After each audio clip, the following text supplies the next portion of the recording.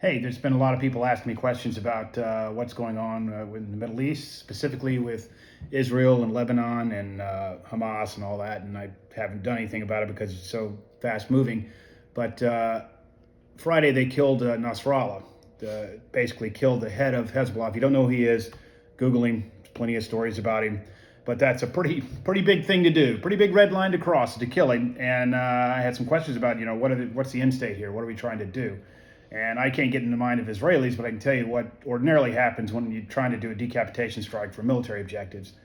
Ordinarily, you're going to do that for two reasons. You're either going to do it for dislocation. You're taking out a leader who has the ability to coordinate, make decisions for the fight, to even up the fight. It makes the opposing force not be able to fight as effectively. Us killing Yamamoto in World War II is a dislocation strategy. He was the architect of Pearl Harbor, great naval strategist, and so we decided that we'd get rid of him. We found out where his plane was, and we did. That's a dislocation strategy. Another reason you would do it is a replacement strategy, and that's basically dislocation strategy is a means to an end. You're going to get rid of the leader, and then you're going to continue to fight and use the dislocation as leverage in your fight. Replacement strategy is you're going to replace a guy that's in charge with somebody who's more amenable to your goals. It's an end unto itself. Example would be, Putin. Putin's invested into Ukraine. He's fighting in Ukraine.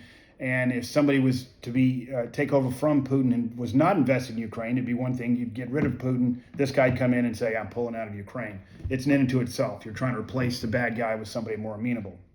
Now, ordinarily in a sub-state group, there's no such thing as a replacement strategy because the sub-state exists primarily to counter the state. If we took out Baghdadi, the head of ISIS, the guy that takes over ISIS isn't going to say, hey, instead of doing this terrorism stuff, let's all start growing peaches. He's going to continue doing what he's doing. So there is no such thing as a replacement strategy for a sub-state group. It's always done for dislocation, 99 times out of 100.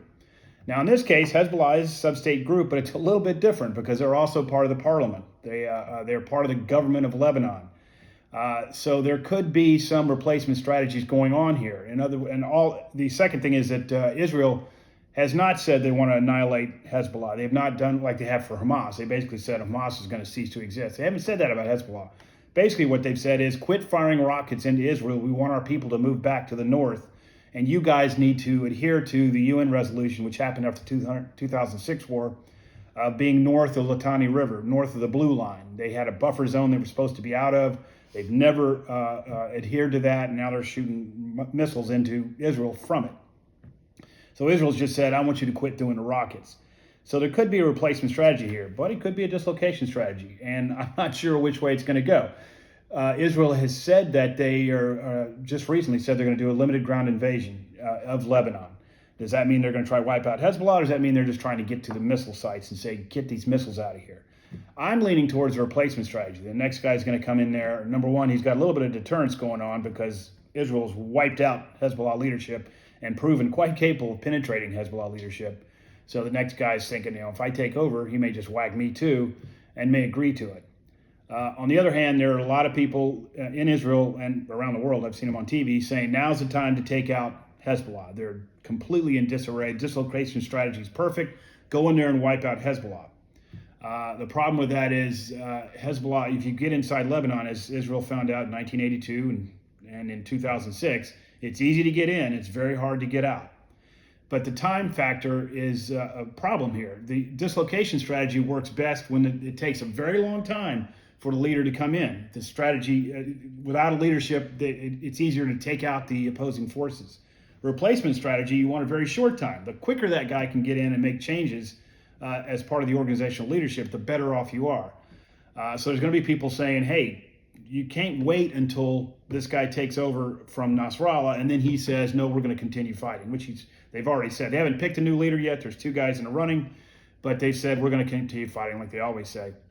So if you wait until he takes over and he says, no, I'm going to continue fighting, you've lost the ability to do your dislocation strategy because now he's figured out how to do the communications. He's reinvested in his chain of command, all that kind of thing. So it remains to be seen what they're going to do. There's always a chance that, war has a way all its own. There's always a chance that something's going to precipitate just an invasion anyway.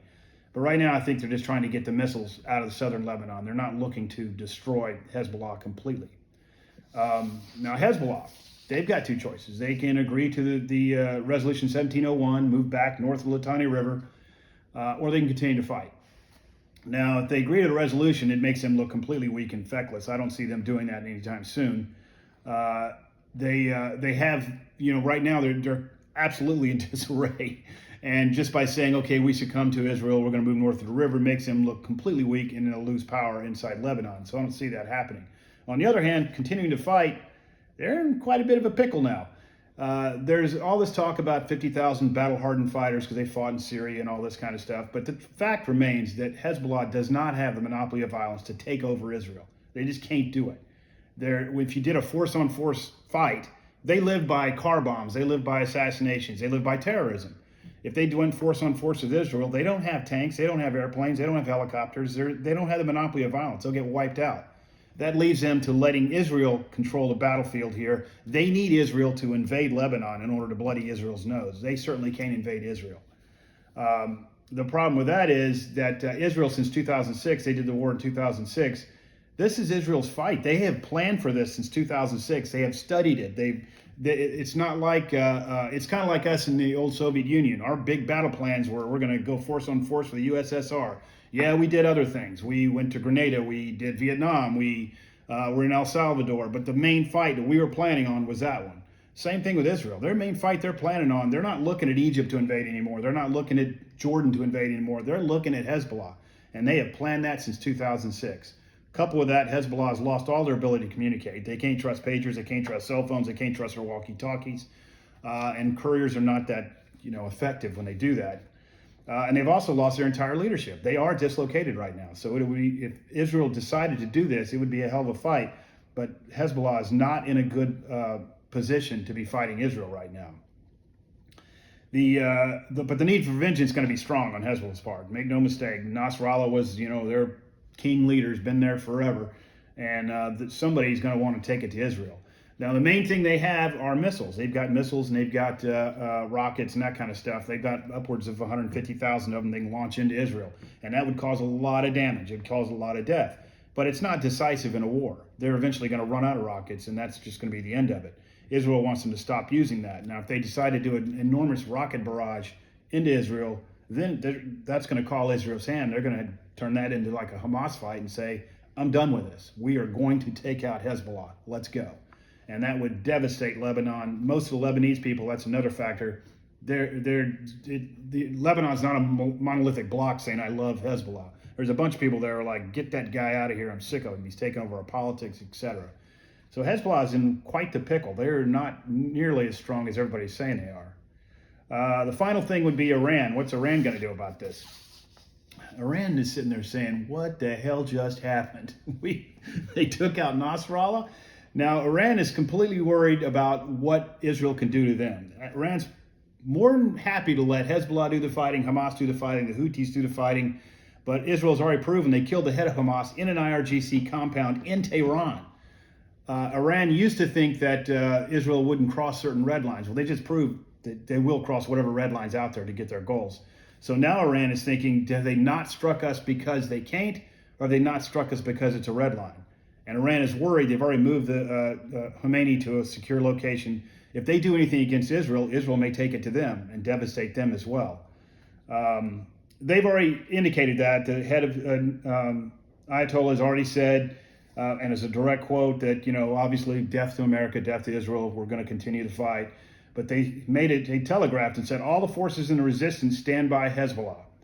It will be Hezbollah at the helm of the resistance forces that will determine the fate of the region. In other words, Hezbollah will still keep giving you bombs, but don't expect us to pony up here and do any fighting, because they don't want to lose their regime. The big problem with all of that, though, is that Iran is now looking at there are no red lines for Israel. There is no deterrence with Hezbollah or Hamas. And that's going to, I tell you right now, they're going to push for a nuclear bomb. That is their one thing they're saying, is that the only thing that's going to keep us safe is if we have a nuclear bomb. And I expect them to start racing for breakout on that to protect themselves. At the end of the day, we'll see where this limited incursion into Lebanon goes. It could just be to get those missiles out of the southern part of Lebanon to protect Israel. but it could escalate into a full-on fight. If it escalates into a full-on fight, that is what Hezbollah wants. The only thing they can do to survive is to get world opinion against Israel, to say, look at all the death and destructions being caused here by Israel when they're the one picking the fight. And that's the one thing that Israel doesn't want a repeat of. So I don't think right now, I think they're trying a replacement strategy. I think they want to cow the next leader into saying, we agree, we're going to pull back, no more missiles. But if Israel wants to take it to Hezbollah right now, Hezbollah is not in a good position to fight. I hope that made sense. Thank you very much.